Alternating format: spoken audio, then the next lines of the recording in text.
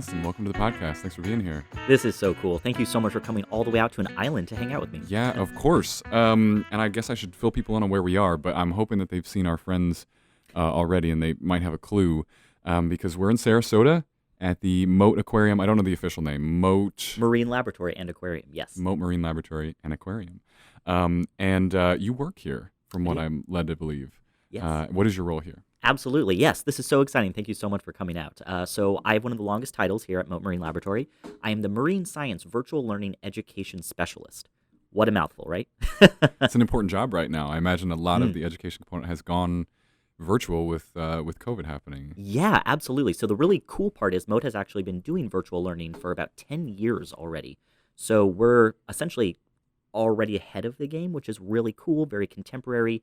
We started doing virtual learning since about 1991. So my entire life, Yeah. the entire duration I've been alive.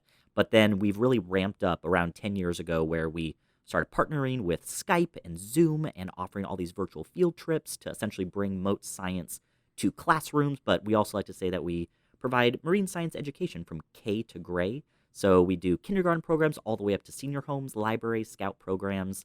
So it's a really great way to essentially translate Mote's science and lift up the curtain on what we're doing to help keep the oceans healthy, marine conservation, stewardship, and what you can do at home to help protect these fragile marine environments. Nice. And you are on screen, I'm guessing, in a lot of this content, right? Yes. Absolutely. You definitely have the personality for that.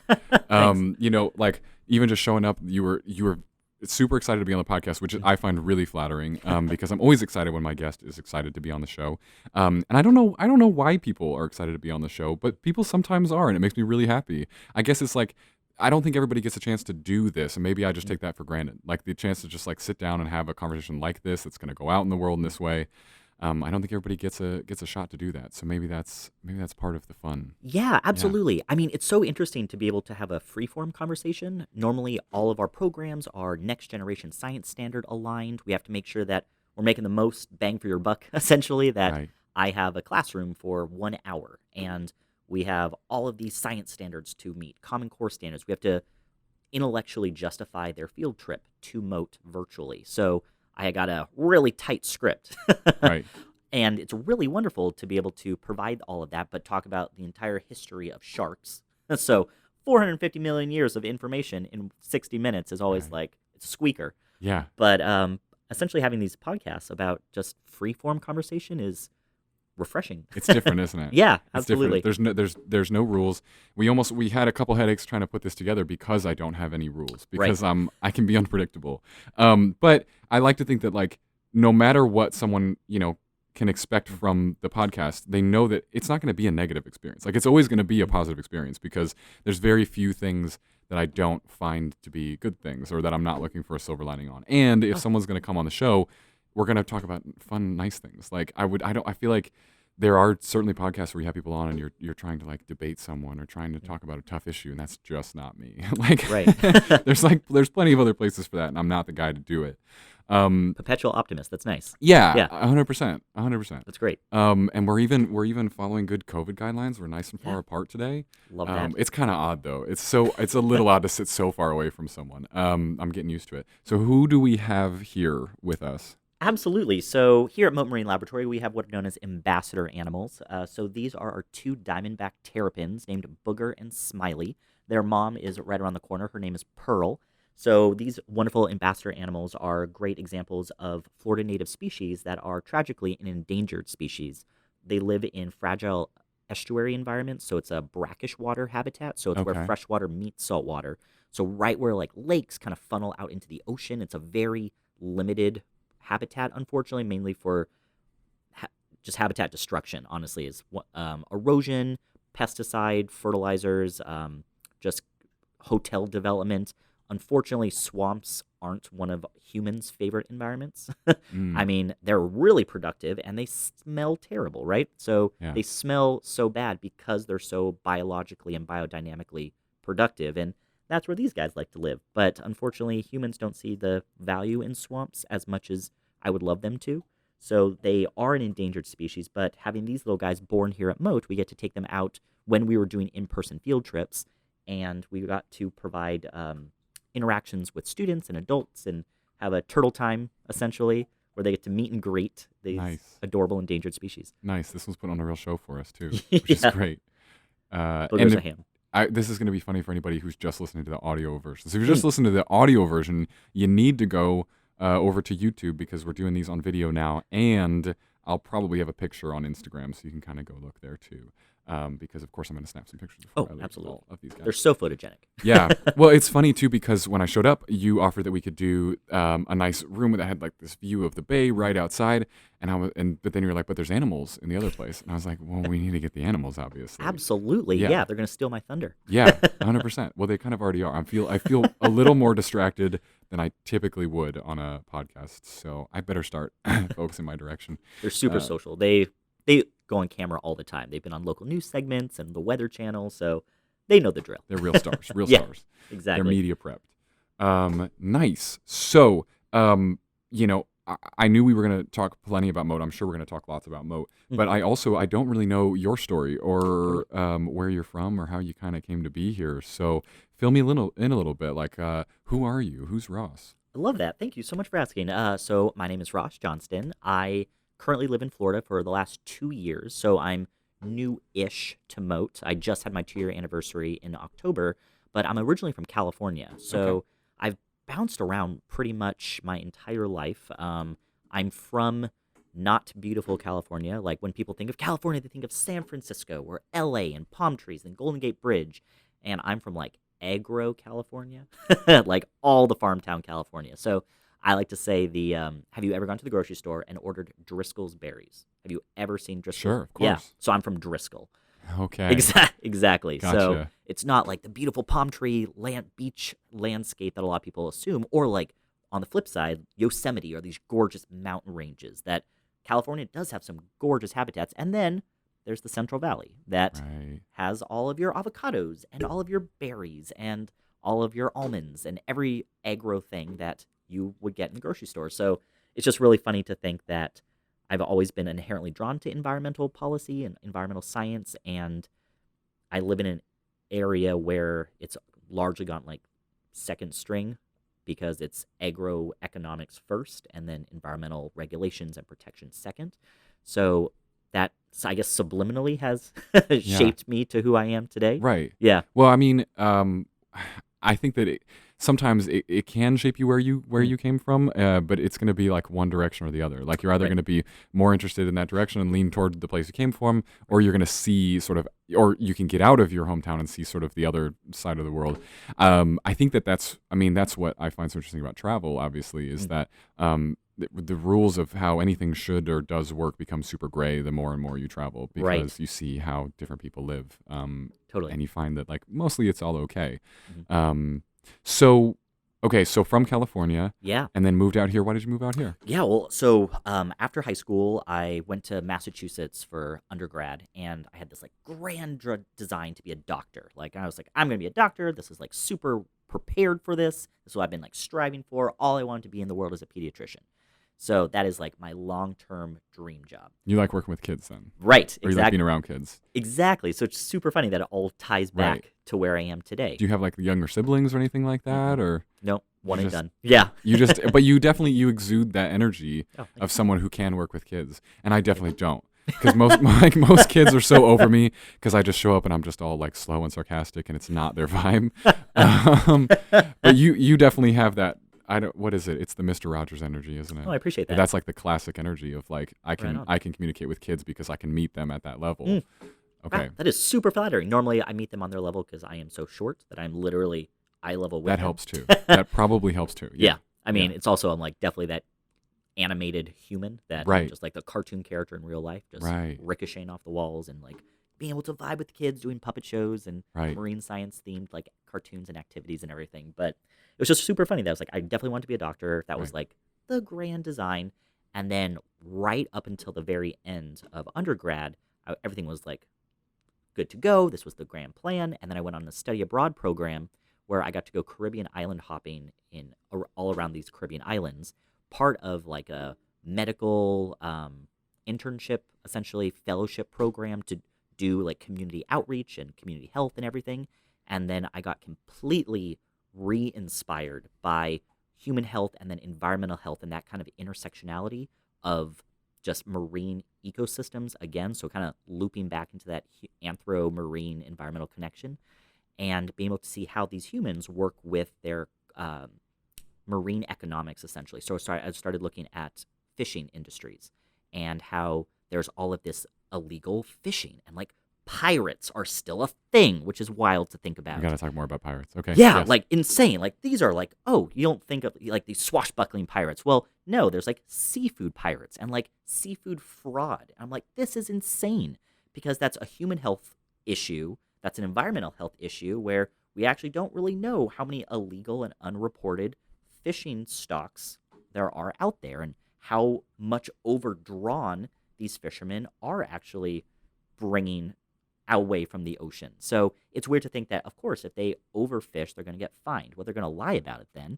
So, like, what are the policies to not only prevent them from being scared to get in trouble? So it's like this weird, like, humanitarian crisis where they have to feed themselves.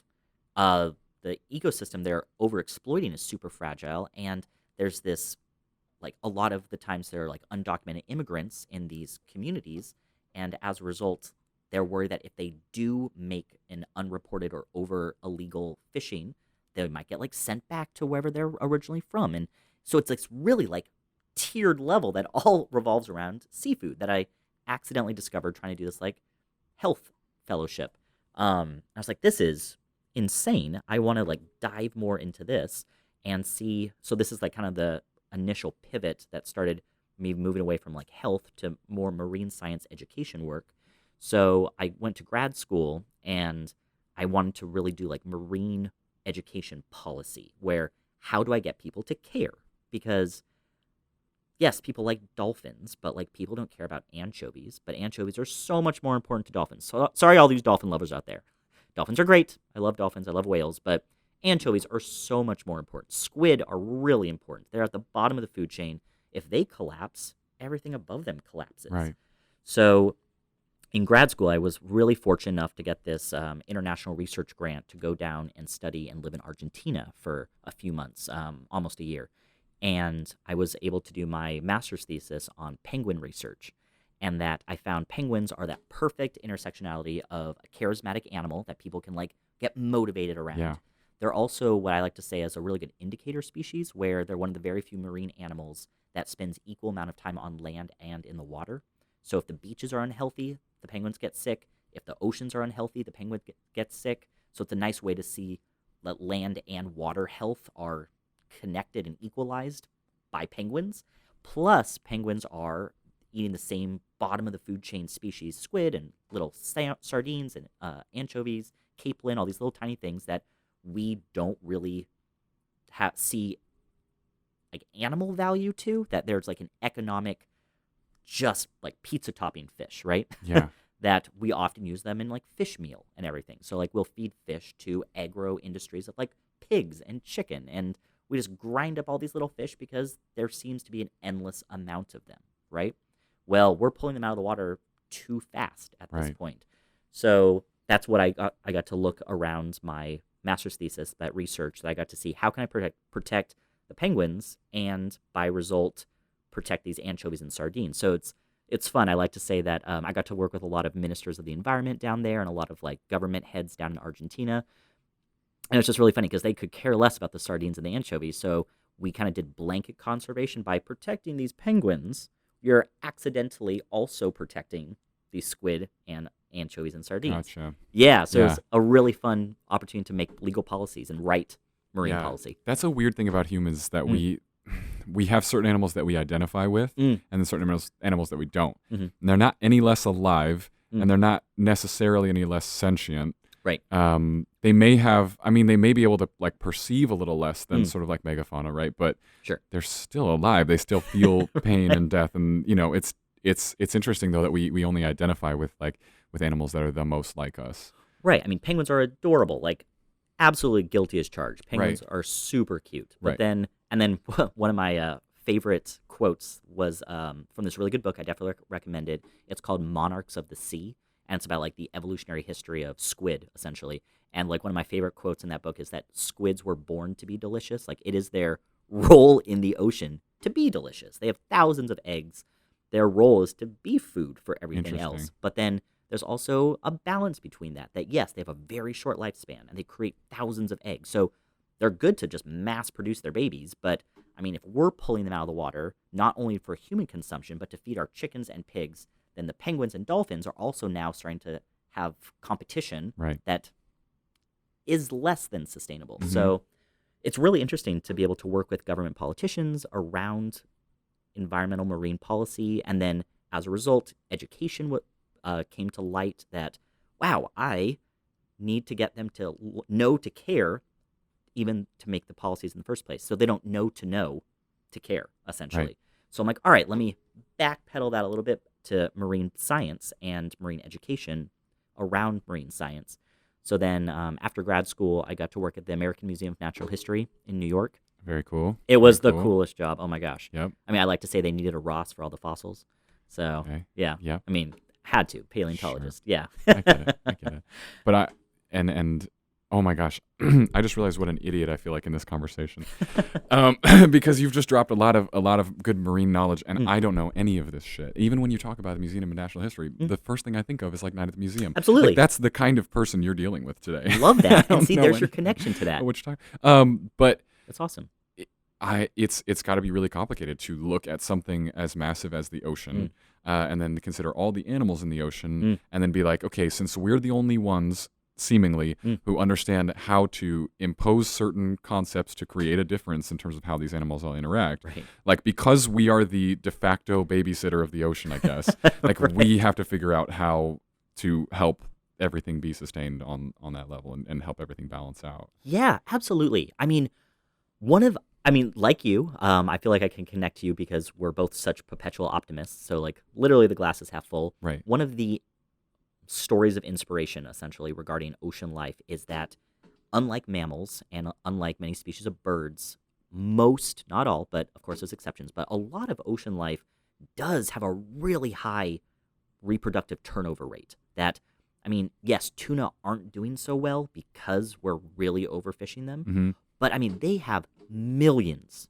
of eggs, hundreds and thousands of eggs.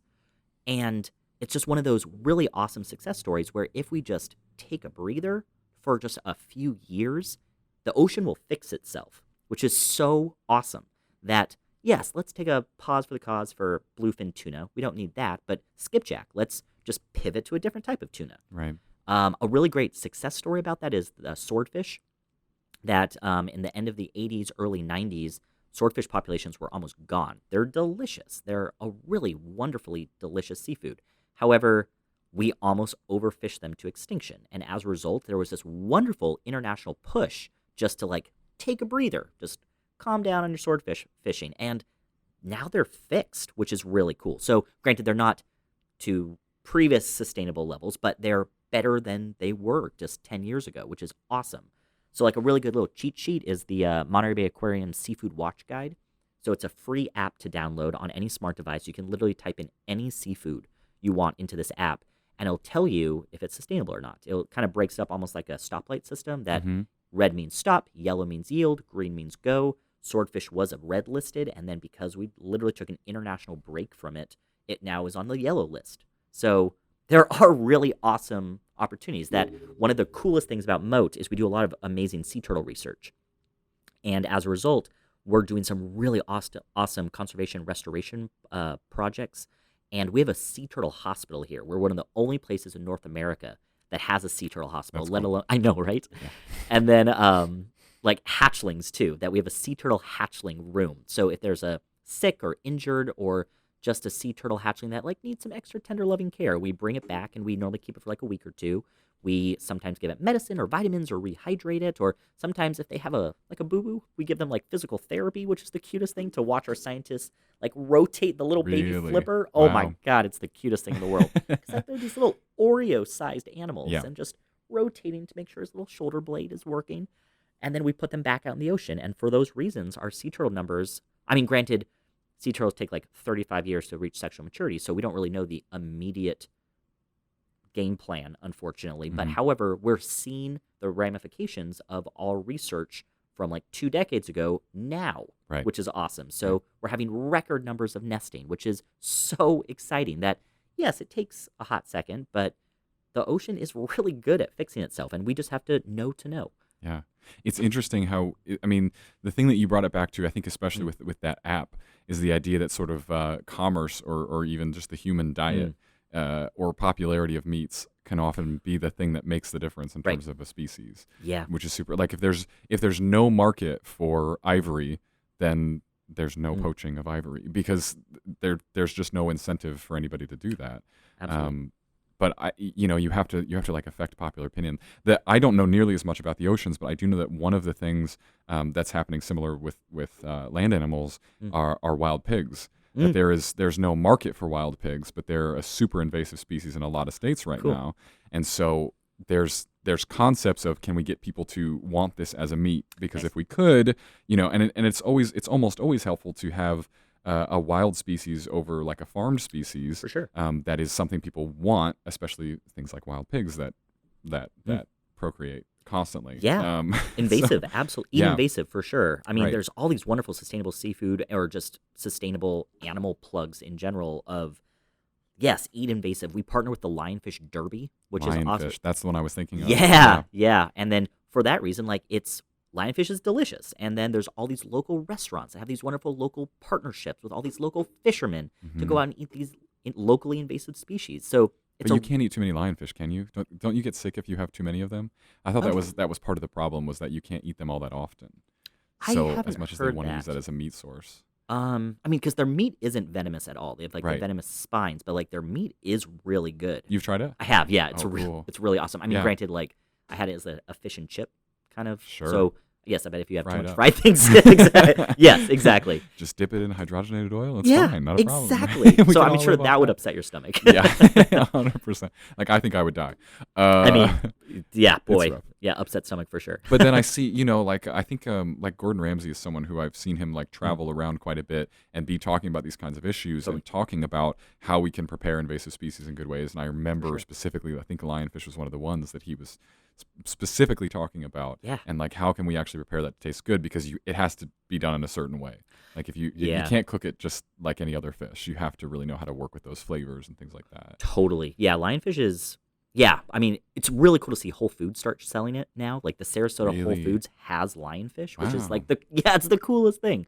But then I know that in the Carolinas there's like this really invasive catfish or something, and like that's now in Trader Joe's.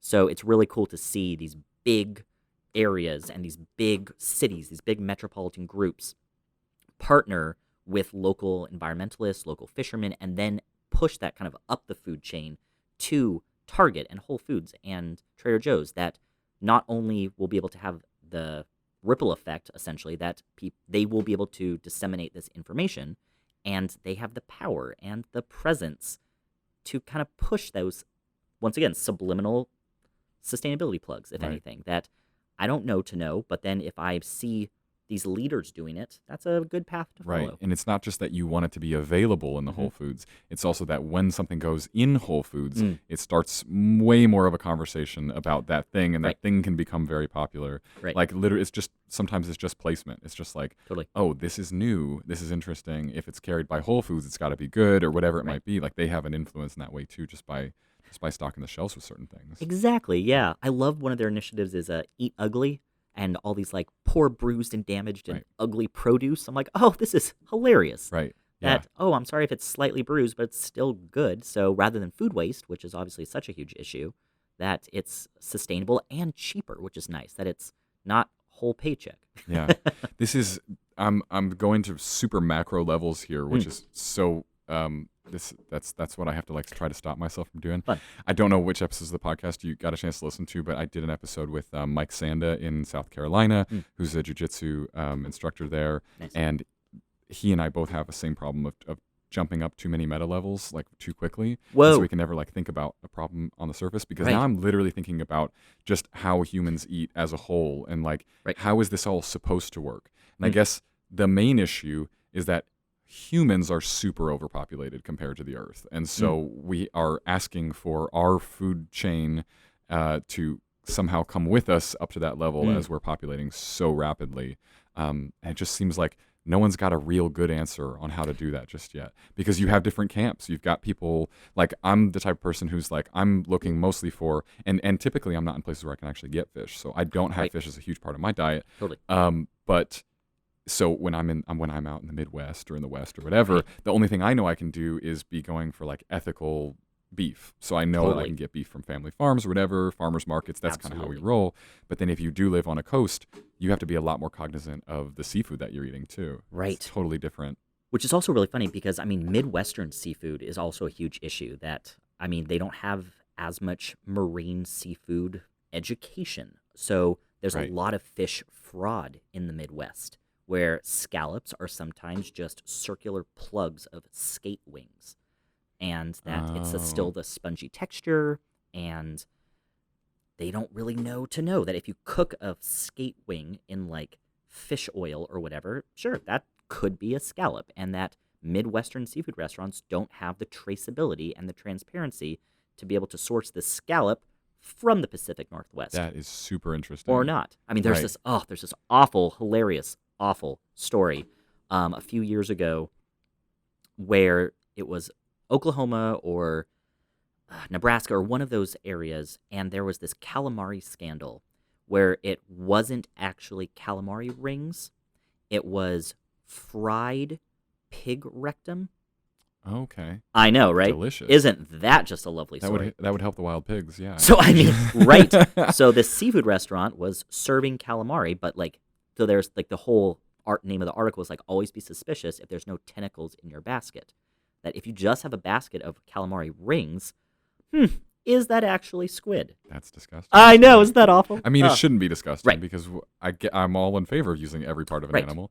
Tripe's delicious. Did the restaurant know they were doing it, or was the restaurant just as being duped just as much as? I think they were being duped. Yeah. That it was just a poor Midwestern like. You're buying it from a supplier. Restaurant. The supplier's lying about what it is. Right. It probably showed up frozen anyways. Right. I mean, you think about so many restaurants that are just serving frozen, not just frozen seafood, but like seafood that's already been prepared and then frozen and then just microwaved and then comes to your table. Exactly. Like it's already been fried. It's a bag of a ring from some animal. Yeah. I'm not big on restaurants as a whole. Like Fair. I really... that's got to be one of the biggest reasons, because if I didn't cook it, I don't trust it. Fair. And I've read Fight Club one too many times to think about the things that happen in restaurant kitchens. Always be nice to your waitstaff, people. Just always be nice to your waitstaff. Right. 100%. God, seriously. I mean, I don't know. I'm like you. I'm an optimist. And I mean, there's definitely individuals that have taken different paths. Like, for example, I could never be a vegan. I absolutely see the carbon footprint. That was the in other it. like camp I was thinking of. Yeah, too. exactly. And like, mad props to them. They are a stronger person than I am. I love ice cream and brie way too much to like ever be able to be a vegan. Sure.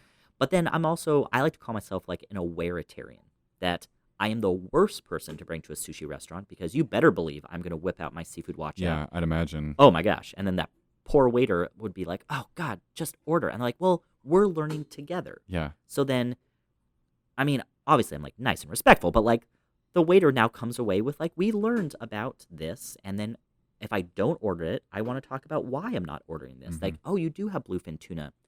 I think that there's different options for sustainably sourced tuna, skipjack, and then a lot of these like smaller tuna species. So it's fun to be able to have that food sustainability conversation with the food's host, essentially, and that they then walk away with maybe one extra tidbit of information that maybe they'll adjust their menu next time. Or, I mean, drop in the bucket, sure, but it's fun. It's not, though. I mean, that's the thing, is that I think that I could go on a full rant on this, but I think that we get away from the concept of each person being responsible for their decisions and how that's impacting something bigger. So if you try to live your life in a way that aligns with your values, and most people's values aren't going to be factory farmed beef, that's not going to be most people's values. They're going to, if they ask themselves like, am I actually okay with that? It's pretty easy to say no. I don't think there's anybody who's like, yeah, I love that. That's great. Raising, having cows all cooped up like that. That's fine.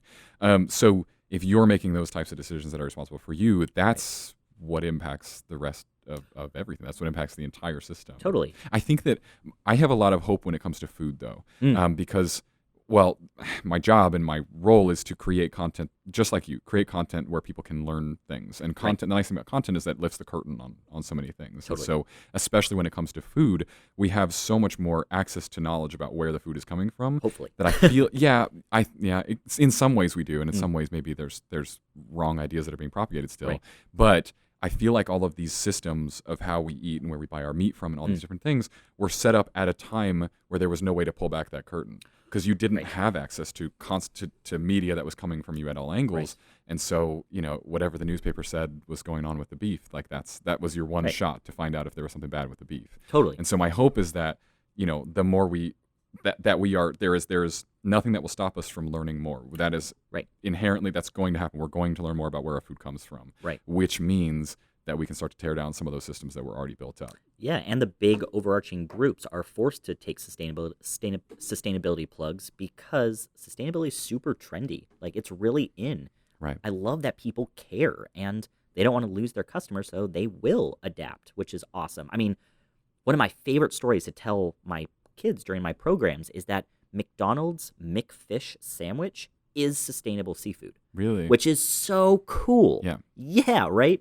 And that what's their new? Did you hear about their new? I'm sorry. No. You were telling a story. Please. No. I mean, it's just really cool to think that it's like sustainably sourced haddock. Like they partnered with local Alaskan fishermen, and that they didn't want to lose their seafood consumer.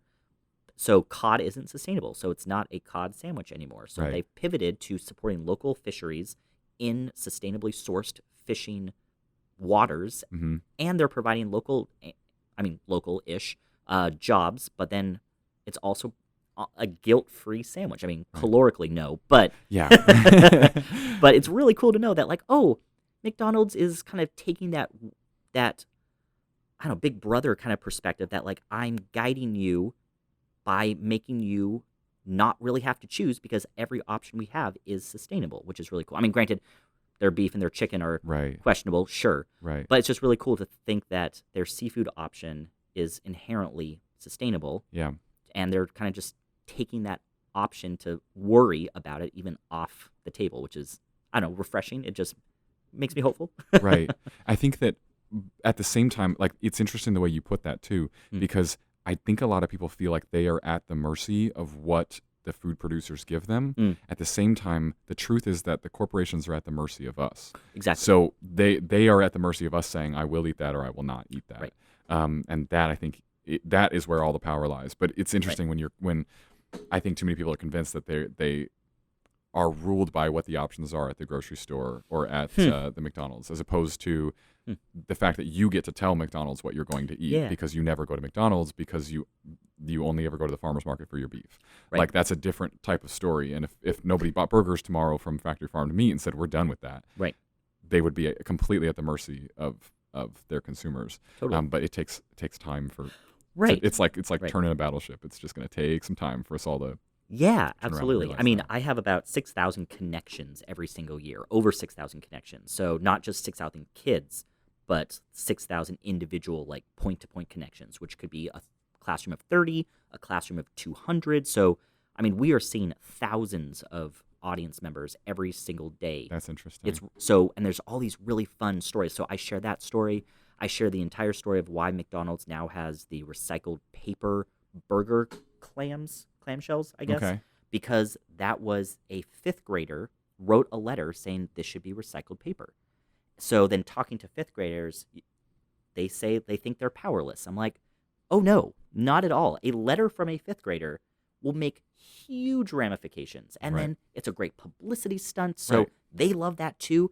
It's also, they want to show that they care about their clients and vicariously the environment. Whether the environment isn't their first choice, it's a really nice accidental hangover of a really nice publicity stunt. Yeah. So protecting the penguins also protects the anchovies. So same deal. It all goes hand in hand. Well, I love, I think you're right. I think that the concept of sustainability is becoming popular in marketing. The thing I hate is when it's fake. When you go to grocery stores and you see, that was exactly. I've never had a word for that. Thank you. Yeah. Because you go to the co-op, whatever, and it's like, okay, this bag has a leaf on it. Let's look at the ingredients, and it's just rough.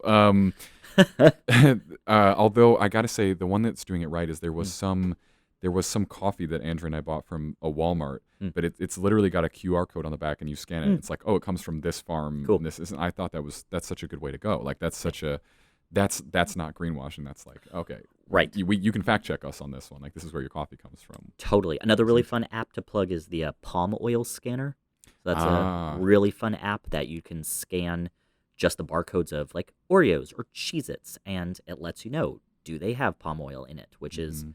heartbreaking because for example, it's either Wheat Thins or Triscuits have palm oil, and I love both of those so much. And it's just like, well, Oh, crud.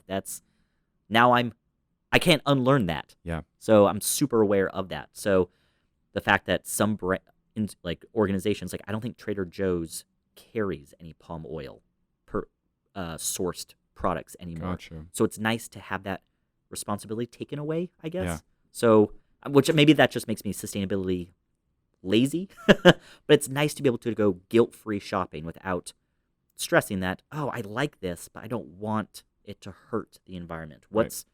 Is my snacking carbon footprint worth it? hmm That's interesting. Mm, Yeah, palm oil's a tricky one too. right. It's in. I mean, the one that I've noticed it in everything is peanut butter. It's Mm, so hard to find peanut butter without palm oil in it. right. And to be fair, Mm. like when you've had a good like Jif, Oh my a god. scoop Totally. of Skippy. Oh my god, I know. Yeah, I mean that just. But there's a I reason. know. There's a reason. It's manipulating your brain. You Ugh, take a bite of so that, and good. that's why they do it because it's. It's But dessert. you It's all know, sugar. but you start to get used to it. Like, Right. I think I'd probably prefer my, just peanuts and salt peanut butter now at this Mm, point because you start to get used to like what peanut butter should be. But totally. that is the same thing. Like, so I grew up as a Midwest kid. I'm Nice. from Central Illinois. So seafood was not something that I ever had. Like, I Mm. didn't have sushi until I was, God, maybe 19 or so. Dang. Okay. Yeah, I A lot mean, of catching up to do.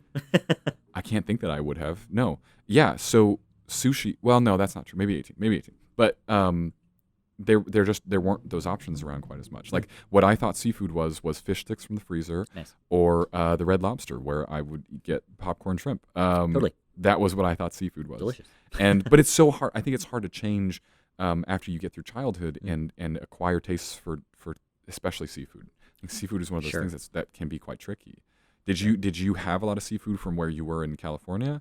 Yeah. You're still near-ish to the ocean, I guess. Exactly. Yeah. I would say that we did have a lot of seafood restaurants. Not too many sushi restaurants per se. Like I remember the one that was like the one we always went to in my city. But yeah, there were a lot of just like a dock to dish kind of mentality Sure. that like here is the pier, and then like drive up to San Francisco for the clam chowder in the bread bowl on the pier. So it is very transparent, but it's also, I mean, it's also like, do I care why it's transparent? Like, are they doing it?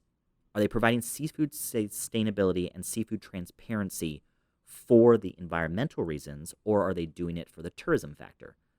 Who cares if it's a sustainability outcome, right? What's the tourism factor? That, oh, I can see the boat driver unloading the clams off his I boat gotcha. into my clam chowder. That, Okay. like, there it is. Look how cool that is. So Sure. it's I mean, yeah, it's a super tourist trap to have like clam chowder on a bread bowl for like $20. Like it's, I can't. I didn't know that. oh I've yeah, been to San Francisco. I didn't know that. oh That's my bad. absolutely. It's like the sourdough capital of like North America. Well, that Oh that man, part I knew. yeah, I'm a real sourdough fiend. absolutely. Right on. But I had no idea that clam chowder was a thing there. Oh yeah, I thought that was a Northeast thing. yeah. Big No, time. clam Okay. chowder bread bowl for sure. And then Okay. all these like local scampies and like the rockfish like relay and like all of these really fun touristy seafood festivals. Mm-hmm. And I don't know, it's once again like sustainability is really trendy. So the fact that they are accidentally sustainable, but then they're doing it for commercially tourism reasons, like who cares? It's a win-win for Right. everyone. I mean, I think one of the worst parts about eating sustainable is how expensive it is. Yeah. And that's really unfair because that's inherently a deterrent for people to make these choices. That Exactly. Whole Foods is a whole paycheck. Like, oh my gosh, I work at a nonprofit. I'm not going to go shopping at Whole Foods. I love Whole Foods. Exactly. Like, it's awesome. And I would love to go. And it's just like, oh, this is challenging. But then there's all these wonderful initiatives that like Publix, which is like the big local grocery store in Florida, they're pivoting to these right directions. They're not 100% yet, but they are working on Seafood Watch certifications, and they are working on, I don't know, they have some like really nice, they have some like beef slogan where it's like, it has to be in like within 1,000 miles driving or something. Like it's not bringing cows from like Colorado to Florida, but like trying to find cows maybe in Georgia at the furthest.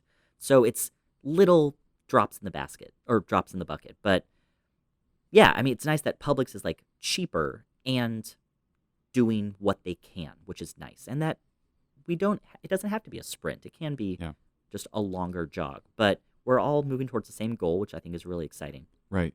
Yeah. I mean, it has to be better now. It has to. Right. I mean, we could go back 10 years and look at the state of the food industry, and we would be we'd be blown away by how things were going then. So you look 10 years in the future, and you got to say, okay, generally, I'm thinking things are going to get better. And I think there's a few that we have yet to tackle. I feel like. See, now we're just going to talk about food this whole time. Well, I was about to say, what? All right. What are some other bullet points you want to discuss? I don't have bullet points. I never have bullet points. Well, the only thing I was going to say was that I think that one thing that people don't talk about enough is sort of resetting your expectations of food. So particularly how much sugar or salt goes in your food.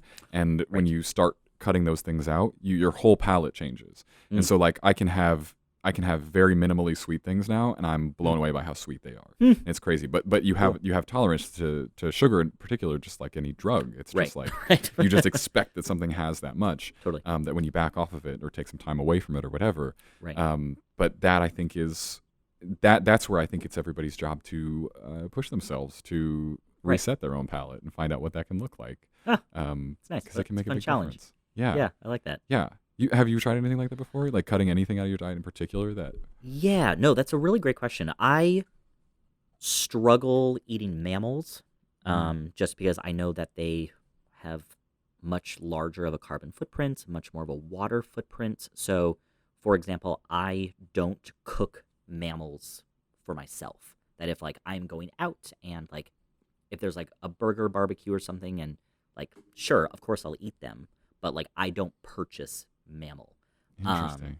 Just because like sheeps and goats and lamb and cow and all these other animals, they reproduce slower. I mean, just mammals in general, and they need a lot of water. That it's, God, what is it? 3 gallons of water for 1 gallon of milk or something insane. So like, I love soy milk, for example. But then on the flip side, like chickens, like for some reason, like that doesn't bother me as much. But they reproduce faster, and that they have all these eggs. So like, I love eating eggs because it's like a chicken period. They're doing it one way or another, right? Eggs are one of those things that like it's hard to see how someone can have a problem with eggs. Sure. It's the one where I'm like, for the vegan mindset, it's like, but eggs though, like eggs. When the chickens are raised and happy and good in a good place, because I can understand the argument if we're talking about caged up chickens and you buy the grade A super white eggs from the grocery store. Also, everybody thinks that the yolks being pale means that the chickens are unhealthy, which is not necessarily true, apparently.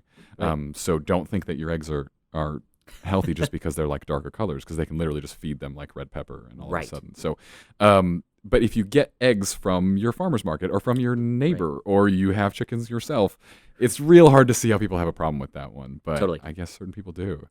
Yeah, I mean, chickens don't, I mean, once again, maybe this is just me trying to environmentally justify this, but like chickens don't live as long as a cow, and like they eat less and they need less water, and so it's a faster turnover. So just like my argument for squid, like seafood has the potential to be super sustainable. So I don't know. I mean, I just don't go out of my way to eat mammals. That's more of like a gray area for me, like a vegetarian, but yeah, seafood for sure. Just chicken and seafood. That's how you roll. Yeah, birds and fish. Birds and fish. Pretty much, yeah. Turkey. Yeah. Do you allow turkey? I do, yes. Yeah. Turkey burgers all day. Okay. Yeah, that's good. Okay, so yeah, we have to get away from food. Sorry, right. I will always talk about food. Oh, I was about to say, it's food. like the perfect icebreaker for any conversation. It's my favorite thing, and I focus on like way too much of my life on food. But I think that I also just want to talk about oceans as a whole Love and that. how crazy oceans are, because it's this massive thing Yep. that we have like very, very small understanding of what really goes on in the ocean. Totally. And it sort of just blows my mind. I 100% have that phobia that I think is called thalassophobia, which should be like fear of murky water. Oh. Like, have you heard of this? Have you seen No. this?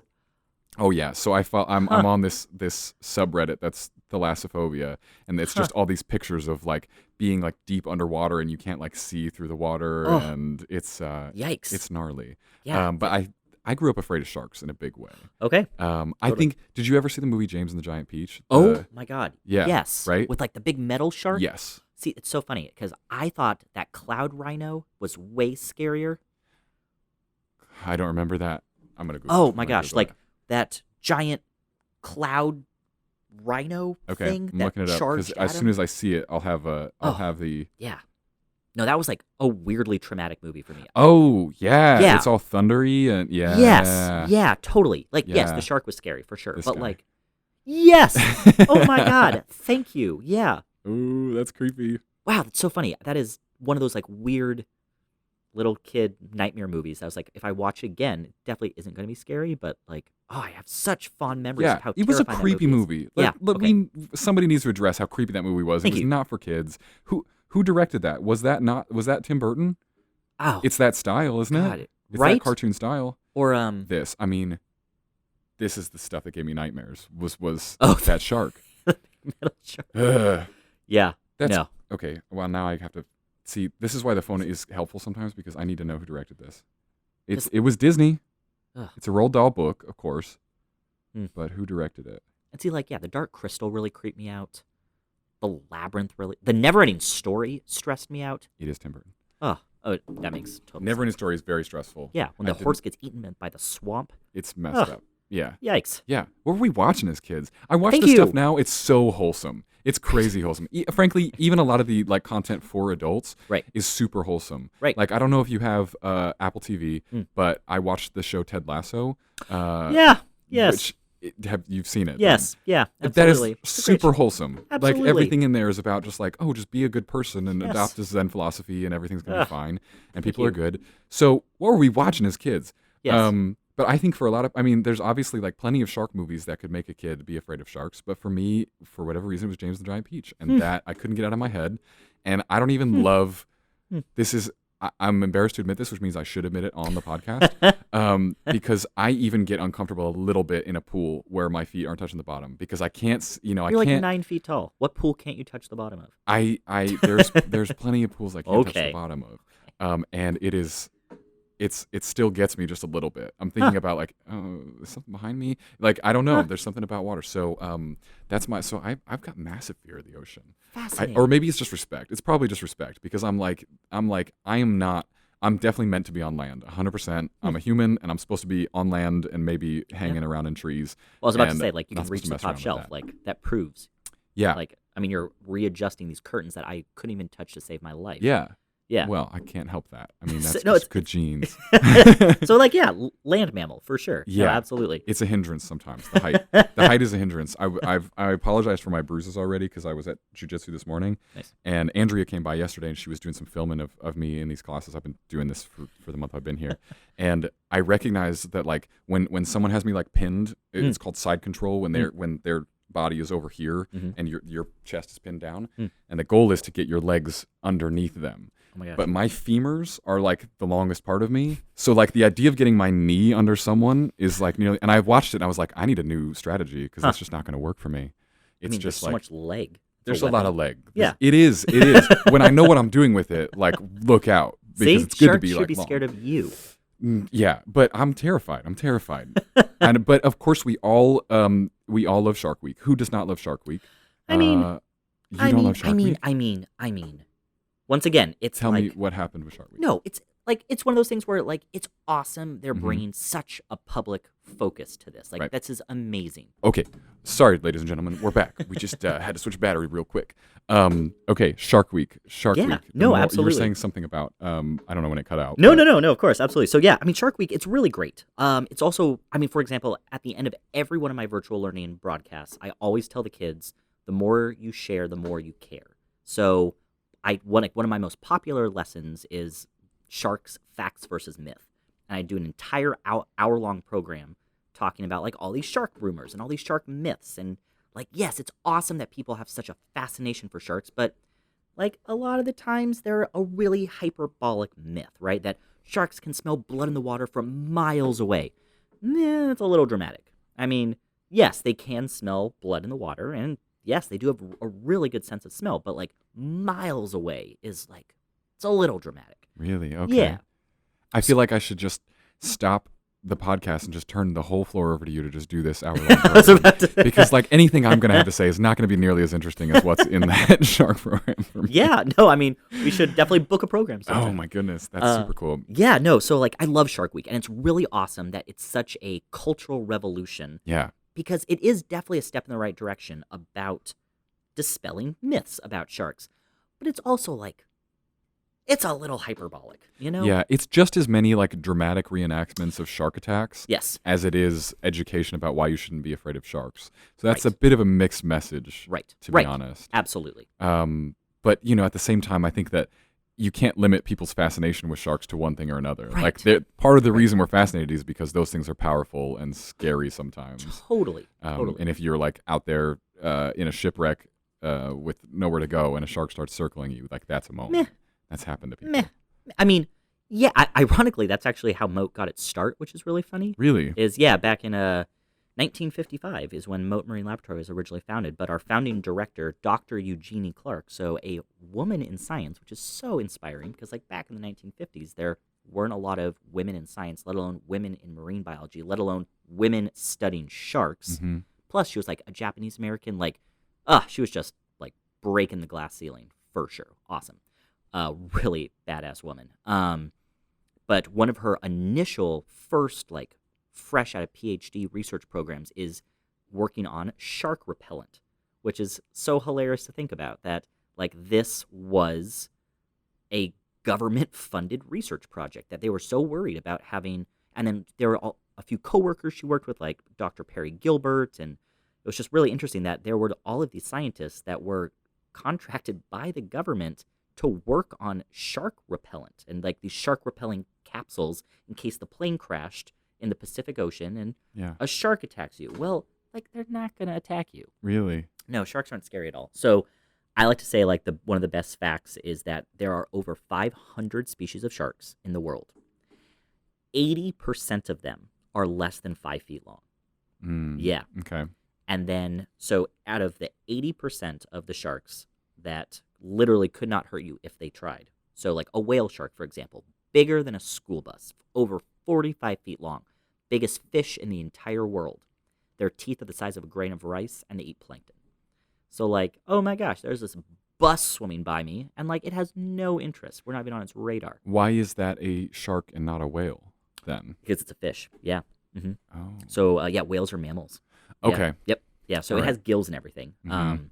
Yeah, lays eggs and does all the fishy things. And, yeah, Interesting. mammals have, like, hair and mammaries and Yeah. live birth and everything. Okay. But, yeah, it's just wild to think that, like, sharks aren't scary. Yeah.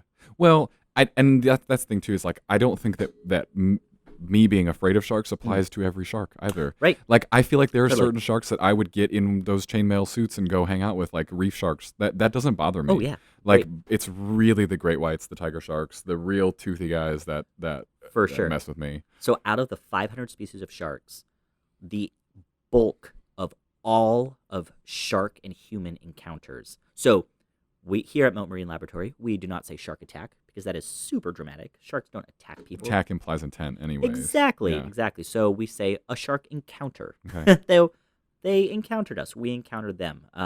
Jaws would be the only one that could attack you because he had intent, right? I mean, that shark right, was right, like, yeah. "I'm I gonna mean, he eat was some scripted. humans." He was scripted. Right, yeah. Yeah, he followed his lines. He followed his casting 100%, cues. Yeah, 100%. absolutely. Yeah. I mean, it's also like, I don't know, really jaded that there's all these statistics of like shark attacks, but then like the encounter is just a shark encountering a human. It's not necessarily the shark is biting the human, Right. but sharks have really rough skin, so their skin feels like sandpaper. Okay. So if there's a shark swimming by you and it like brushes up against you, you'll get like rug burn, you know? Oh, okay. But because a shark caused you, I don't know, irritation or Mhm. maybe blood, maybe some blood was drawn because it's like a really rough, bumpy, sandy, sandpaper-like surface, like that goes under the annual report of shark attack, which is so unfair. Yeah. Because like, oh, there was a shark attack off this beach. Okay, yeah, you got like a stubbed toe from this poor thing. Like, come on Okay. now. Exactly. So Yeah. Shark Week's like great in that it's educating, but it's also like, all right, Yeah. take a pause. Right. Yeah. Yeah. You're making me feel like I need to have a come to Jesus with myself because I'm realizing that like for me the whole thing with sharks has scared me out of quite a few things. Like I don't love swimming in the ocean. It bothers me because I can't get that image out of my head. But the idea of like I'm gonna be there's no great white sharks in the Gulf of Mexico. The idea that wait. I mean, don't tell me that. Don't tell me there. yes. I thought they were but- cold. I thought they were cold water. Well, the babies live here. Oh, okay, Yeah. but not the big. No, No, nothing's gonna be like 10 feet bigger. No, than that. no. Okay, Yeah, so those are all up in Canada. the idea that I would be like scared about that here, Mm. I need to have a little talk with myself and be like, Yeah. you need to get over A that. really fun thing to look up is osearch.org. And it's a research group that Mote has partnered with where they do live satellite GPS tracking seen tags. that. I've and seen you can that. watch them just blip around the world. That's cool. It's the coolest thing. And then Yeah. like sometimes, yeah, there's like a giant female that like cruises down by the Florida Keys. But normally then they pull a U-turn because you're Yeah. right, it's too warm. Right, exactly. But we get babies sometimes. Yeah. Okay. I need to give swimming in the ocean another shot. For what it's worth, the only three real sharks that like bother people are great whites, tiger sharks, and bull sharks. And the reasons why those three sharks make up 90% of all shark encounters with humans is because we are swimming in their habitat. So a bull shark is super special because they're the only shark that can swim up into freshwater temporarily, but they're found up in rivers. So that Right. means they live really shallow. They live really close to shore. Well, where do people go swimming? Really close to Yeah. shore. So we're like splashing around right in their habitat. Hmm. Tiger sharks, they love to live in bright, beautiful tropical coral reefs. Who else likes to go snorkeling in bright, Yeah. beautiful tropical coral reefs? Gotcha. People. So like we're up in their business. Right. And then great whites are like one of the nicest sharks. There are some stunning photos of like divers, like just free divers, swimming right next to a 20-foot long great white shark. And the great white shark has no interest in them because we're not shark food. Right. Humans don't taste good. We are really bony. We're really crunchy. I like to say that we're like the celery for sharks. That we don't have blubber. All these sharks want to eat big, fatty, blubbery animals: seals, sea lions, dolphins. Right. It's only when we look like that Yes. they get interested. I was about to say. So you know about like the surfer? Sure. Exactly. Yeah. Okay. Cool. Yeah. That if a shark is looking up at a surfer, it's like the same shadow outline as Right. like a sea lion. Right. But then the really complicated part is we're also mammals, Mm-hmm. so we smell the same. Like Right, we have just okay. had that mammal stank to us. Yeah. And then the other really confusing part is that humans are super bad swimmers. Like even Michael Phelps, like Olympic swimmers, like we don't compare to a Grace of like the seals or sea lions. Yeah. And a shark, in the grand theory of ocean swimming animals, they're not fast. Like they're not one of the faster swimming animals that like marlins and swordfish. I mean, they can reach speeds of over 65 miles an hour. Jesus. All right. And like sharks don't really do that Mm-hmm. because sharks are kind of like the funeral home directors of the ocean. They really only go after sick, dying, or dead animals. So they're apex predators because if they're at the very top of the food chain, if they are able to pick something out of the ocean, that means that it wasn't very viably fit to exist out in the ocean, right? So Okay. it's like survival of the fittest. Yeah. The great white is literally taking the less fit out of the ocean. So then the gene pool is only the cream of the crop. So it's like a really cool role in the ocean that they are. I mean, if you've ever wondered, like, why aren't there stinky dead seals washing up on beaches? Because the sharks eat them. Right. So it's like they're like the cleanup crew. So looping back to why they confuse us is humans are really bad swimmers. We flail around, we splash, and our heart beats really fast because we're not made for swimming. Mm-hmm. Well, sharks have a sixth sense. So they have all five senses that we have: taste, touch, smell, hearing, and sight. And then they have a special electroreception sense where they can literally detect the heartbeats of other animals. So they can sense like if something's under the sand or if something's in the dark. So it's a really great way.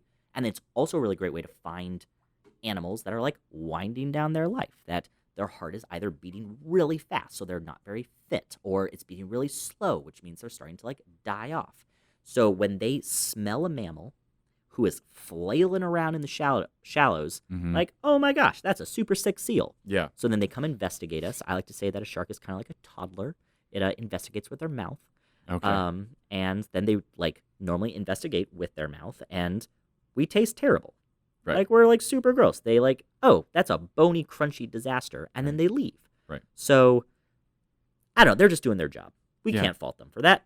Yeah, I get that. Well, we all have, I mean, and we all have different like definitions of the things that scare us or that make us feel uncomfortable or that we'll encounter and not be scared of. Like even before we started recording, I was just thinking, I was telling you about how we're going to Tucson in a little bit. Right. And I will be out in the desert of Tucson running in barefoot sandals when I know that there are rattlesnakes all over the place. Like, I have almost stepped on two in my time there, and I've been there twice. So I'm supposed to let you know. That's what the rattles. Not if I'm running.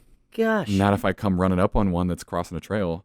But I have heard the rattle. But you know, you don't. They wouldn't know to do that until I'm like right up on top of them, and I don't have any protection on my ankles. So I'm comfortable with that, and I take that risk, and that's probably a lot more dangerous than me swimming in the Gulf. Oh, yeah. And for whatever reason, for sure, that one bothers me more. But again, I think that's got to be probably like the Midwest upbringing, something like that, where it's just like I'm less afraid of snakes or things that are on the ground than I am out in the ocean. But like statistically, I'm wrong.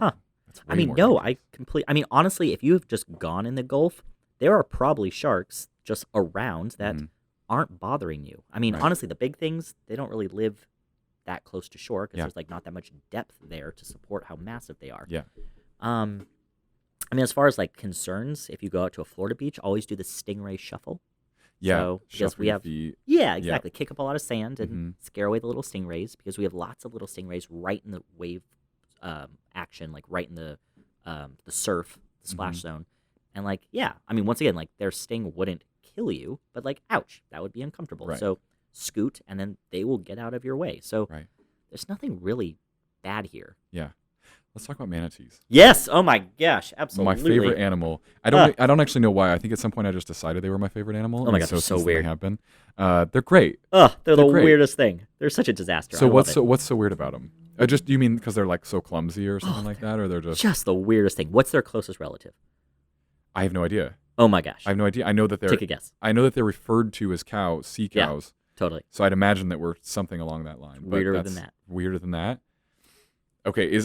I would like to try to guess. Is it a marine animal? It is not. Okay, so it's a land animal. It is. Something like a manatee? Yep.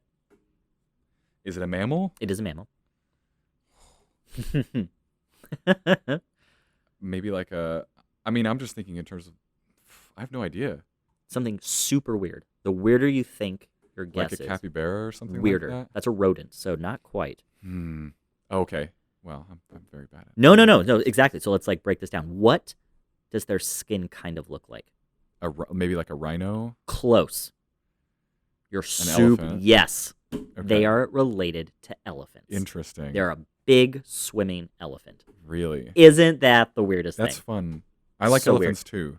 Yeah. The thing I've heard about elephants is that they consider humans as like we consider toddlers. That they see us as just like these clumsy little bouncing around guys, and they try to protect us often because they just think that we're just little idiots. What? That's adorable. That's what I've heard. I'm sure it's different for like a circus elephant or something like that. That's Who hilarious. knows that humans are evil. But yeah, that's what I've heard at least. Whoa. That's wild. I mean, I can totally see that we're just How like would these. they be related to elephants then? Like, how did that Yeah. happen in evolution? Yeah, so manatees are super bizarre. So their whole family are elephants, weirdly enough, aardvarks, manatees, and then this weird little hamster-looking thing called a hyrax, Okay, which looks like a hamster with elephant tusks. Because interesting. what? Yeah, right? Yeah, I mean, it's adorable. How do I but, spell it? Hyrax, I think. Andrew's gonna be so mad she didn't come for this. She would love this. Yeah, I hyrax. don't see any. I don't see any tusks. They look like little prairie dogs almost. They have. These guys. Yes, so yeah, type in Wow. type in hyrax tusk. tusks. They have little elephant tusks. Wow. It's the weirdest thing. So they're technically in the elephant family, which is so bizarre. Oh yeah, it's almost like teeth then for them. Is that true? No. What am I like? So yeah, so it's like instead of a rodent that has like the big front yeah. mouse teeth, Yeah. they have like the long Chicken. elephant. Yeah. Yeah. It almost looks like a snake mouth. Interesting. Wild. Okay. So these 4 animals that like don't really look like they belong No, not at all. to each other. They have some weird shared similarities. So technically, by definition, all 4 of those animals have trunks, which is basically a really fancy way to say like a prehensile nose. So obviously an elephant has the most dramatic because it's like a whole freaking arm. Right. But like manatees do have a prehensile nose. Like their nose is longish Yeah. and they can grab with it. Okay. Super weird. So do aardvarks and so do these little hyraxes. They also all have tusks, which is super weird. So like manatees have very special teeth, but their cousin a dugong, which is like it looks like a manatee, but it has like a dolphin fluke instead of like a big paddle-shaped tail. Okay. And they live off the coast of India, but like they have like true tusks. Really. Okay. And all of these animals, hyrax, manatees, aardvarks, and elephants, have this really weird tooth design called a marching molar.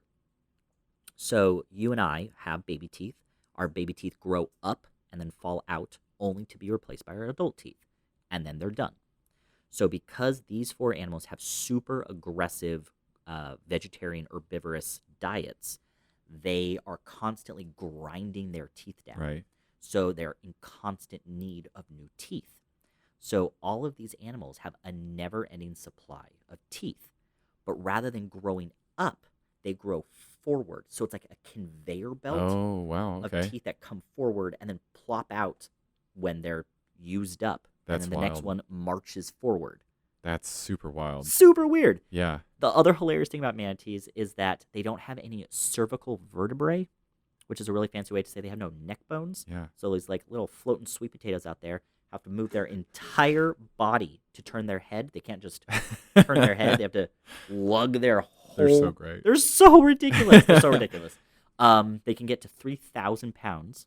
Jeez. They don't have any predators because they're too freaking big for Yeah. anything to bother them. Yeah. The hilarious part is you can tell that their closest relative is an elephant because they're really not built for like ocean life. They only moved into the ocean a few million years ago. Like they haven't really figured it out yet because unlike a dolphin or a seal or a sea lion that has blubber that has insulated fat to keep them warm, manatees really don't have any fat. They have no blubber.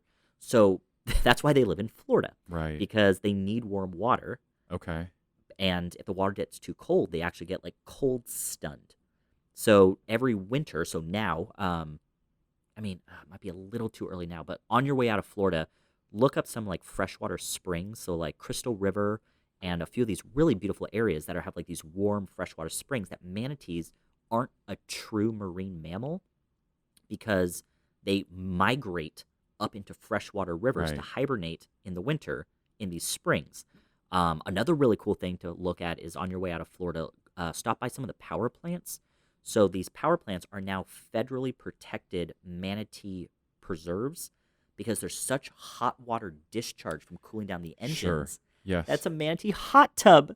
So all of these manatees just hang out at these hot water discharge pipes and then just sit there for a few months. And they have all these viewing decks that you can just like look at these Interesting. manatees just hanging out. We had something similar near my hometown. that was just a nuclear power plant's Nice. lake that was always, didn't matter what time of year, it's like 80 degrees in that lake. Nice. Like it's just, that makes a lot of sense. It's That's super wild. interesting. So they moved into the water. Like it feels like for most mammals, we are something that came out of the water onto land. But you're weird, saying that elephants that just wanted to be in the water more often. Yeah. I would think that would go like that hippo would be involved in that too somehow. Yeah, absolutely. A hippo's closest relatives is a pig. Like they're in the pig family. Oh, okay. And like they're not. Yeah, they're in their own weird group because like they're not quite as aquatic as like a manatee. Like a manatee can't really survive on land. But then the weird part is, unlike a dolphin, where they've lost a lot of their bone mass, right? They're almost all blubber. Manatees, that's why when they get hit by a boat, a manatee often doesn't die because it's so built like a tank that like it has these giant rib cages that are just like, so they get scars, but they're normally fine, as opposed to a dolphin, which would just like slice through the blubber and then bleed out. But manatees, yeah, they're kind of built like a land animal. Same with like, I mean, hippos are like kind of in that weird pivot stage where they do really well underwater, but they can also like trot around on land if they need to. There's a type of rhino, the greater one-horned rhino from India, is like in kind of the weird, like hippo adjacent, where like it's a swimming rhino. Like that's super weird, but they're really good in water as on land. But yeah, mammals went back into the water. A really fun thing to look up is a dolphin ancestor, and that dolphin ancestors used to look like wolves, and they hunted on beaches. And then they gradually went from hunting on beaches to like kind of hunting in the shallows to then gradually moving their way back into the water. Like dolphins have vestigial or non-usable back legs. I mean, they still have like little baby bone like knees almost. Yeah, like and there's no back leg to a dolphin. Right. But like there's no bone in the tail. Like it's just a big muscle. But they have these like little tiny vestigial back legs where you're like, oh, you used to run on all fours a few million years ago. That is wild. Yeah. That is wild. Really cool. Dolphins blow my mind for sure. Wild. Like, in particular, the idea that their brains are so much bigger than ours. They're huge.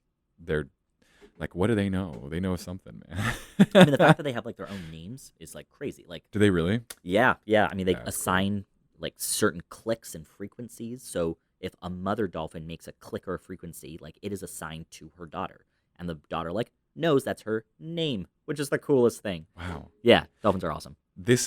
You clearly have a massive passion for this, and you spent a lot of time learning about all these different things. Oh, I appreciate it. What? I don't know what my question is. I'm just blown away by that. I'm blown away by how much you have, wanted to learn about this and logged it away. And I imagine you have to know your stuff. Because especially with kids, they're going to ask better questions even than I'm going to ask because they're thinking straight to the point. Right. So is there anything that you do not know about when it comes to marine life? Like it seems like you could pretty much talk about just about any animal we could think of. I mean, then I've done my job. I've tricked you into thinking I know everything, right? I got to be the ocean expert. I won't talk about things I don't want to know. Trick. I don't think anybody's thinking it's a trick at this point. Oh, that's really flattering. Thank you. I mean, honestly, I really love learning about things that are super weird and super cool because those are the questions I get from the kids. Like, what's the scariest thing? Or like, what's the biggest eater? Or like, what's a weird, gross, silly fact? Like, you like the outliers. Yeah. So I think those are always really fun. That those are really wild stories. But it's also really fun to be able to like get jazzed up because I feel like talking with high schoolers, for example, it's like they're too cool to care. Well, then it's like, oh my gosh, this is the coolest thing in the world. And then they're like, enthusiasm is infectious. So it's like even when I'm talking to like too cool to care seniors, then I still get to like jazz them up a little bit. And I just have to like tweak my verbiage. But I don't know, like I volunteer at a botanical garden, mainly to like fortify my plant knowledge. I am very plant illiterate. Is that the Marie Selby Yes. garden here? Yeah. That's great. Yeah, I do that every Sunday. Cool. Yeah. So if you want to swing by on Sunday, I can get you in for free. Yeah, except I'm going to be packing to go. Oh, we got to leave early for, we're going to Baton Rouge next. Right. And that's going to be like, it's like 10-ish hours, I think. So it's going to be got plenty of time. It's nothing compared. Like the next leg of this, we're doing Baton Rouge to El Paso, which is, I think, 15 or 16 hours. And we're just going to do it in a day. Yeah. Which we don't try to do. Right. But, right. It is what it is. Yikes. But yeah, so, I mean, I don't know a lot about plants. but I'm trying to learn. So now I have I'm starting to build my arsenal Right. of plant facts. What are you gonna do with all that? I mean, Once you're just the master of all marine animals and all Thank you. plants, I what's gonna appreciate happen that. next? I mean, I have a really hard time getting jazzed up about plants. So I'm trying really hard to fix that. That plants are super cool. So I'm really trying to pivot my boredom away from plants because they don't move and they're not predatory and all these things. I'm like, oh wait, actually they do. Right. Actually they are. So carnivorous plants are so badass, and then some trees do move, which is wild to think about. So learning, I gotta jazz myself up with the low hanging fruit, pun intended, and learn all of those fun facts first before I can then backtrack. My dad's a geologist, and he's so disappointed that I'm I'm an organic life fan. It's rocks are awesome. I'm like, Dad, no. Carbon's where it's at. Yeah. Oh God. Ugh. I take it for granted. Oh, good Lord. Oh, yikes. Is that how long we've been going? Oh Okay. man. It's usually an indicator of how long the episode's been little going. We jaded. get real punny. Yeah, I was about to say. I know, I got so many. No, that's fine. I don't have any, so I'm way behind you here. But yeah, so plants, I'm really trying to broaden my horizons. But manatees, we can one of my favorite topics is talking about how freaking weird manatees are. That you just made a comment about how giant a dolphin's brain is. Manatees are not smart at all. Yeah. They have smooth brains. So they don't need the extra surface area because to think. Exactly, right, because they're the only marine mammal that doesn't eat meat, which is a weird thing to think about. Every other marine mammal needs to eat meat. Meat has more calories. It burns hotter. Oh, look how vegans! He's about to tear you down. I know. It's oh God. Come for the vegans. So poor manatees. No, but it's classic.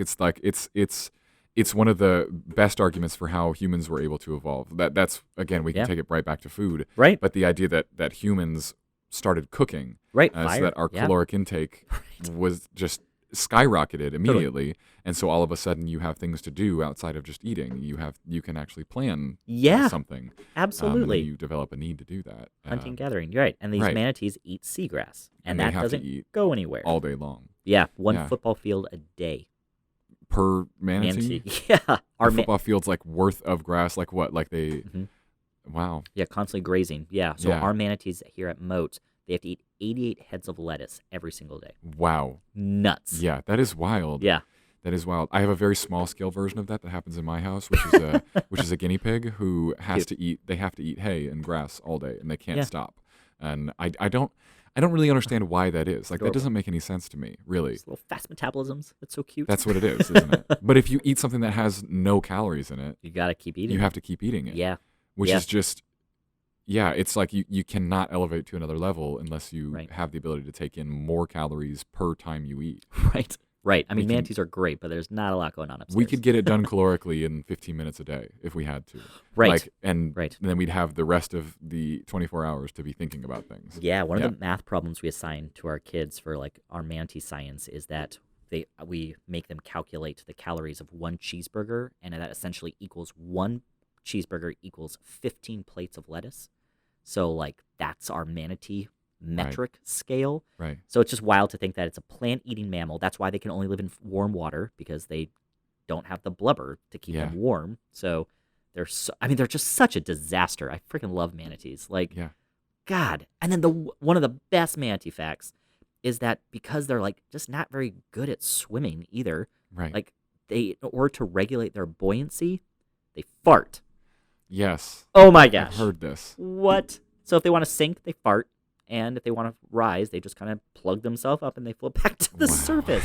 They're a mess. I love manatees. But give it a few more million years, who knows? And maybe blubber starts to be formed. Maybe they start to learn, certain ones start to learn maybe grass isn't the best option. Maybe we need to start eating small. Who knows? Marine animals. Okay. Yeah. It's pretty cool. It's pretty wild to think about. Yeah. Who knows? Yeah. Well, I've probably taken up oh my gosh, this is a blast. I'm having so much fun already. Well, then I don't have to be done if you don't have to be done. I forgot what it's like to talk do to I an get adult. Do I get to go look around Mote at all? Do I get any tours? Oh. It's closed at the moment, isn't it? They are closed we missed now. it. We missed a shot. If you are able to come back tomorrow, I can set aside some will call tickets for you. Oh, okay. No, I can't. Okay. I can't. I'm seeing my family tomorrow. Shoot. I messed that one up. I should have come out a little earlier, and then we could have done Dang. that part too. Yeah. But that's all right. For what it's worth, we have live animal cams on our website. So Okay. you can visit our manatees. In fact, that's better for everybody, for the Right. podcast guests Please. too, that you can go to the live cams. Yeah, and go absolutely. check out the animals. Mote.org. And then we have a river otter manatee, or a river otter animal cam, a manatee otter, manatee animal cam, and a shark manatee cam. Animal cam, excuse me. The words Yes. are good. Sharks, It's that point in the manatees, and otters. We have 3 animal cams. The manatees are the coolest. Yeah. I'm a little biased. Yeah, But they're California fun to kid. watch. California kid, because you didn't never have seen a manatee. Like, Yeah, before I moved here, before I saw the ones here at Mote, I was like, this is insane. This I is got lucky enough once swimming in the Gulf, which I do very infrequently, where one went right by, and it just didn't seem to notice we were there at all. doesn't care. It just kind of floated on by. Didn't seem like actually swimming is a generous word Right. compared to what they actually do. Yeah. Just sort of float around. I mean, what a life, right? Yeah, no, manatees are great. Another They've fun something figured out, though. resource to plug for all your viewers is there's this really awesome website called Flipgrid, which I definitely recommend you looking into. But it's essentially like a video voicemail service. So like that's how we do a lot of our virtual connections. So if any of you out there listening have any marine science connections or questions, I would love to be your marine science pen pal. So if you go to or if you go to Flipgrid, FLIPGRID/SeaTrek, which is SEATREK. That's the name of the show that we put on. Is SeaTrek, Dive Deeper. So it's learning all about like ocean science and everything. But Sure. Flipgrid's a really fun way for any audience members who might have a ocean science question about literally anything. Mm-hmm. They can leave us a Flipgrid video voicemail, and then we respond with a personalized video answer. Interesting. Yeah. Okay. Okay, here's one for you. Yes. Here's what I want to know. Yes. What are the things, because I feel like there have to be things in marine science that are still dicey, that are still like, we don't know what is the right call to do with this thing. Because we're talking about like, you've got some obvious answers like for the animals that are being overfished, Right. we need to stop overfishing them. Right. But right. there have to be some that are a little more ethically dicey, right? What's the hardest Ooh. kind of question that you get on that? Boy. Oh gosh, see that is really hard. I mean, I guess a really contemporary one that I was talking to a coworker about literally yesterday was there's that new Netflix documentary, My Teacher the Octopus or something. Oh, I haven't seen it. My Octopus Teacher, Okay. something to that effect. And it's about this dude who is like a free diver, and he like develops this relationship with an octopus where the octopus isn't scared of him anymore. So it's not so much that they're interacting, but it's that the octopus like stops caring that the Right. person is around. So it lets more like observational documentary recording. I don't know. I mean, it's really cool. It's like it's a really cool video. I mean, it's very environmentally friendly. Like it is this guy who like makes a connection with an octopus, Right. whether you want to think of it that way or not. It's like, is it the octopus really befriending this person? Is it just not really caring as a threat anymore? Does it even care to care? So I feel like cephalopods, octopus, squid, are all kind of in that weird gray area because they're so smart, but they're also like technically in the snail family, you know? So like they're loosely related to snails and everything. Interesting. So it's like, I feel like humans have a really hard time knowing what to do. For example, during surgery, obviously you have to like put animals under, right? During like a veterinary procedure Right. to operate that on them. So in England, all mammals, all birds, all reptiles, and octopuses have to go under anesthesia if there's a surgery involved, Okay. because they believe that there's like such a high like pain threshold for them, and they're that intelligent, and they have all these like, feeling receptors. So I feel like there's a lot of ethical questions around an octopus because we don't know really how smart they are. We just know that they're brilliant, Yeah. but that they've evolved their brilliance in a completely different way than we did, because like their brain is a weird shape, and like their body is a weird shape, and they have 4 hearts, and they have like essentially their tentacles are like their own brain that they almost like act independently of the rest of the body. So like octopuses are like really bizarre animals, and yet like we eat them. Like I love eating octopus, which is also like, ooh, yikes. Yeah. But like, I mean, I'm Greek, and like that's like a big Greek cultural Okay. dish. So I like, gotcha. I grew up eating octopus, and Okay. it's also just really funny because also, I don't think I've ever eaten octopus. oh, it's really good. And then the really sad, but see, also then on like the scientific sustainability spectrum is like an octopus lives like months. Like they do not live long at all. Really? A day octopus, which is the one that we study here at Mote, they live like 2 years.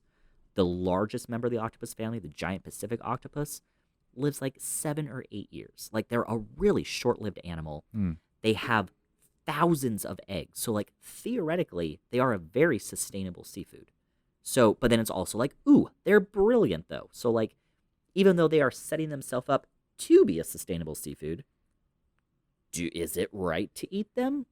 They can recognize colors and they can solve puzzles and they can Right. do math and like it's wild Yeah. that they can open jars and they're colorblind, but they can change different colors. So how do they know? And Yeah.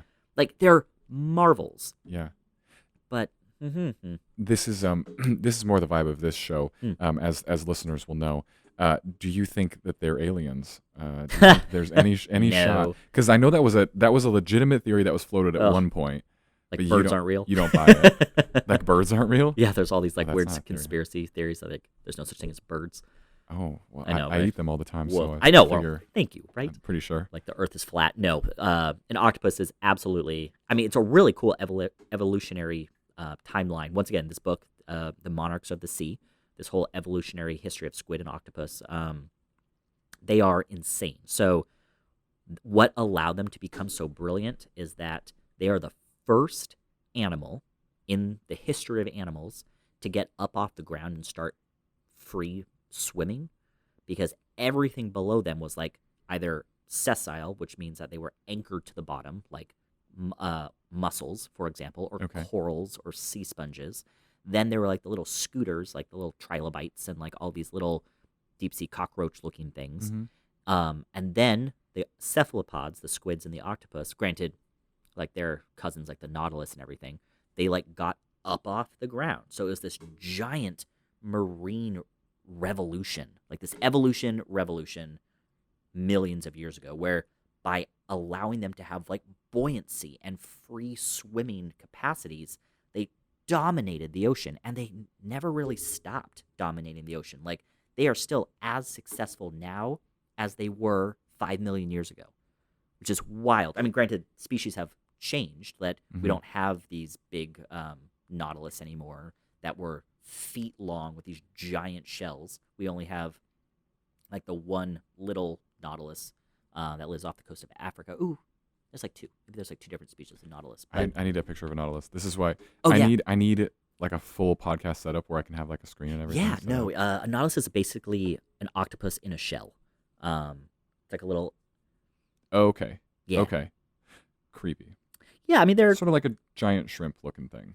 it looks But like that's not. That's a shell. a wrapped up squid Yeah. with a football helmet on. Yeah. Okay.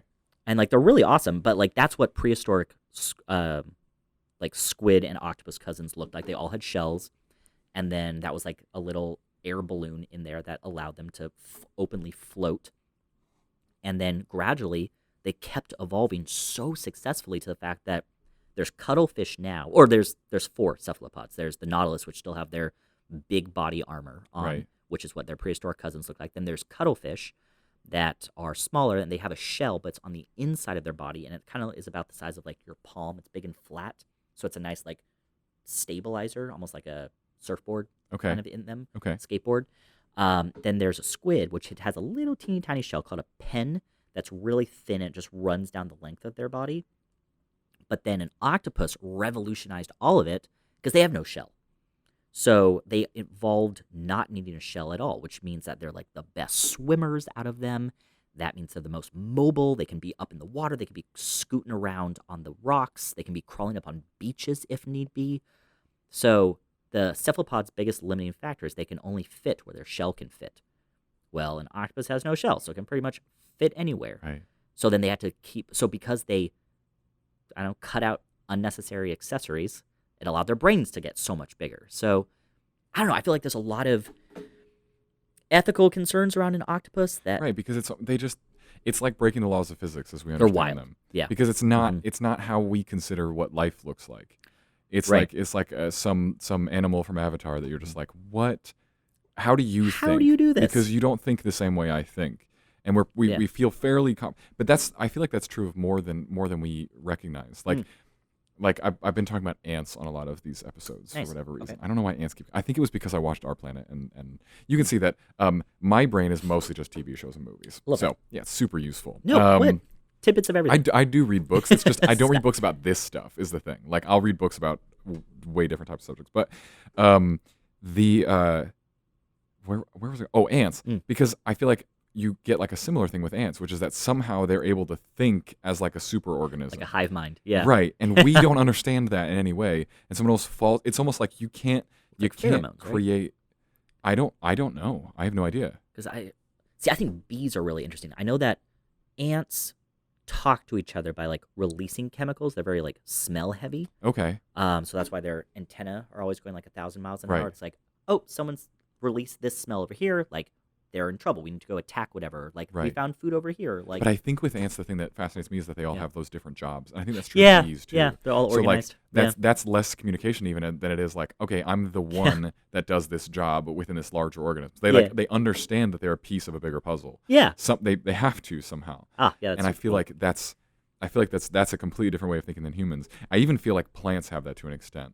Like yeah, plants talk to each other. For sure. my fascination with the plants is way more on that side of things. That they actually know a lot more than we give them credit for. Well, like and grasses, yeah, like the Right. rhizomats. So like grass roots are these big intermeshing, connected, like monstrosities. Like it's crazy. That's why seagrasses are so endangered because it's so hard to transplant a seagrass because if you like quarter it and chunk it out and try to move it, right, you just killed everything that it was also connected to. right. So like boating scars through seagrasses are like really bad, not just for that immediate area, but for like the miles because everything's connected. That's interesting. Grasses totally communicate with each other. Yeah. It's wild that they release all these chemicals and something's eating me a few miles down. I gotta start getting ready on this end because a manatee's starting to come. I better close my blooms so they don't eat my reproductive units. Yeah. Like it's so crazy. Right.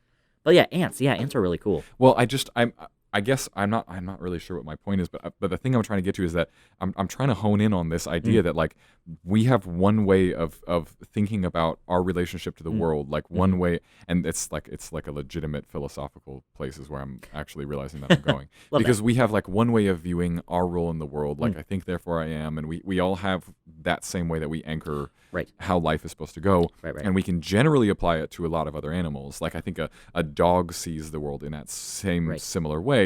But does an ant, and then we look at the way octopus act. Octopuses. Yep. Oh, well, that's my other fact for the day. Yep. Octopuses. I think I've got cacti on the brain. Right. Because I'm going to Tucson, and we look at the way they interact with the world, or ants or bees or whatever. Right. And it's a totally different way of looking at the world. It's not even. Right. We're not even thinking on the same level here. And but that's how humans do it, is that we personify the things around us. We assume that everything's brain is going to work similar to the way that our brain works, and often I think that may not be true. No, I think that's like such a valid point. Like it's one of those things where like I think colors really blows my mind. That a fact that an octopus can change the colors of its body within seconds to blend in with its surroundings, and it's colorblind. So like how does it know what it's turning? That's wild. It and then implies that there's something else to color that we haven't even identified. Right? And then like the flamboyant cuttlefish, for example, is like a constant rippling pattern of kaleidoscope colors, also colorblind. What the heck? Yeah. I mean, humans, every color that we see is made up of 3 cones in our eyes. So we can only see red, green, and blue. And every single color that we see in the entire world is just a combination of those colors. But then butterflies, just tiny little pea-brain butterflies, right? They have 10 cones in their eyes. They can see 7 colors that we literally can't understand. Yeah. And then the mantis shrimp, it has like 23 or 25. Like, what would that even look like? Yeah. Like, that's like infrared vision. Dang. This is great because this is where I actually feel comfortable. Oh. This is very, very much how this podcast typically goes, Nice. which is to these areas where Sweet. it's like the impossibilities of life that Cool. just there's something we don't know. There's full spectrums of color and light that we don't see. Yeah. There are likely other dimensions that we don't see. There are likely, I mean, It's wild. to what think do about. we not experience? How smart is an octopus? Yeah. Exactly. Yeah. Yeah. I mean, an octopus is smarter than a manatee. How bizarre. Everyone assumes that, like, mammals are, like, the peak. Right. And it's like, no. This little snail cousin is way smarter than this 3,000-pound mammal. Yeah. Dang. Yeah. Wild. Love Yeah. it. That's good. That's good. We've landed in a good spot, I think. I think we should call it. All right. I think Yeah, that's a solid absolutely. episode. Cephala podcast, right? Cephala podcast. Okay, now comes the part of the podcast where I tell you that you need a podcast. Are you going to do a podcast, or is Mote going to have a podcast, or do they already? Do I not know? Mote does have a small podcast. It's called Between Two Sea Fans, and it's two individuals who are in our communications department, and they interview Mote scientists that are and like what's trendy and hot in their research world. So Okay. we just did one on. Oh man, we just hired a brand new biogeochemist postdoc here. So he just started, and he's doing some like really cool. I'm not even going to pretend to know what he's talking Sure. about, but he is doing like looking at fossilized plankton at the bottom of the ocean by measuring the carbon radon something or other. Yeah. Woof. Yeah. Couldn't not even doing that justice, but like he was just on their podcast. So it's really cool, but it's very sciencey. Right. But where's your podcast then? I don't have a podcast.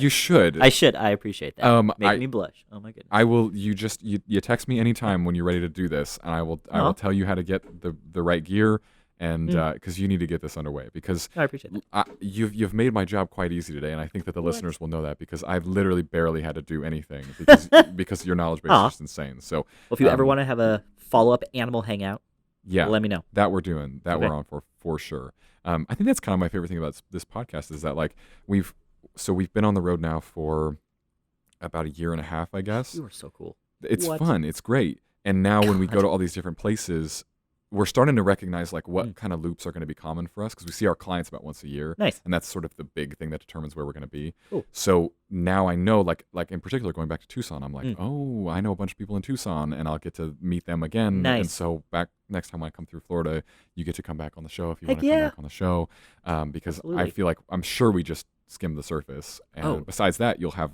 so much more knowledge of plants next year. I you mean, know? yeah, who knows? Right? Maybe I will get into rocks, Dad. Who knows? Yeah, maybe one day. Maybe one day. But yeah, if you ever want to just do a Zoom hangout, like, tell me a fun animal fact. We're doing that. I gotta know. We're doing that. Listeners, and keep an eye out for that, And because plants that's going too. to happen. If you have any questions, I have all the anthers. Oh, goodness. Oh God. Yeah. Yikes! All right, I'll let you leave now. Okay. He's not going to stop, folks. And that's great. That's what we wanted. So, Ross, tell us where we can find you on the internet. Yeah, if like you social will. media stuff. Yeah. Oh, totally. My Instagram is so Rossum. Yikes! So it's a SOROSSSOME. So 3 S's in a row. Okay, perfect. I I was reading that completely different, is the funny thing. Oh, I was reading that as like so Ross, so me.